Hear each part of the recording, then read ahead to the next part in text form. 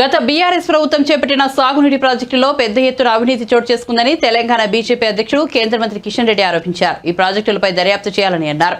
మాజీ ముఖ్యమంత్రి కేసీఆర్ ను బీఆర్ఎస్ ప్రభుత్వం అపర భగీరథుడిగా కీర్తించిందని విమర్శించారు. అన్ని ప్రాజెక్టులకు కేసీఆర్ చీఫ్ ఇంజనీర్ గా ప్రచారం చేశారని అన్నారు.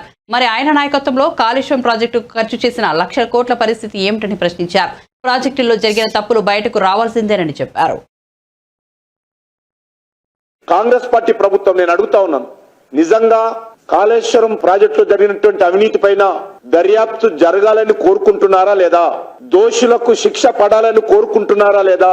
లేక కాంగ్రెస్ పార్టీ గత అనేక సంవత్సరాలుగా అవినీతితో కలిసి కాపురం చేశారు కాబట్టి బీఆర్ఎస్ ప్రభుత్వ హయాంలో జరిగినటువంటి అవినీతి పట్ల కాంగ్రెస్ పార్టీకి సానుభూతి ఉన్నట్లు కనిపిస్తుంది. మీరు చేసినా మేం చేసినా మన ఇద్దరం దోపిడీదారులమే, మీ డిఎన్ఏ మా డిఎన్ఏ ఒకటే, మీ పార్టీ మా పార్టీ బొమ్మ బోర్సు ప్రాంతీయ పార్టీలే, కేసీఆర్ వెళ్ళింది మా పార్టీ నుంచే, కేసీఆర్ రాజకీయ జీవితం మా పార్టీ ద్వారానే ప్రారంభించారు, కేసీఆర్ మా పార్టీతో పొత్తు పెట్టుకుని కేంద్రంలో మంత్రి అయ్యాడు, రాష్ట్రంలో మంత్రులు అయ్యారు, కాబట్టి మనం వేరు కాదు, మనం ఇద్దరము దగ్గర మిత్రులము అనే విధంగా ఈ రోజు కాంగ్రెస్ పార్టీ బీఆర్ఎస్ పార్టీ ఒక తోలు బొమ్మలాటలు ఆడుతా ఉన్నారు. మరి ప్రతిపక్షంలో ఉన్నప్పుడు సిబిఐ ఎందుకు విచారణ చేయించడం లేదని ప్రధానమంత్రి గారిని కాంగ్రెస్ పార్టీ నాయకులు ప్రశ్నించారు కదా.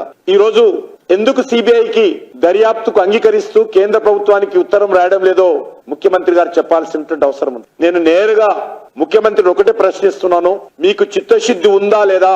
బీఆర్ఎస్ ప్రభుత్వ హయాంలో జరిగినటువంటి అతిపెద్ద స్కామ్ ఈ యొక్క కాళేశ్వరం ప్రాజెక్టు, దీనిపైన సిబిఐ దర్యాప్తుకు అంగీకారమా లేదా? కేంద్రానికి ఉత్తరం రాస్తారా లేదా? దోషులను శిక్ష పడాలని కోరుకుంటున్నారా లేదా?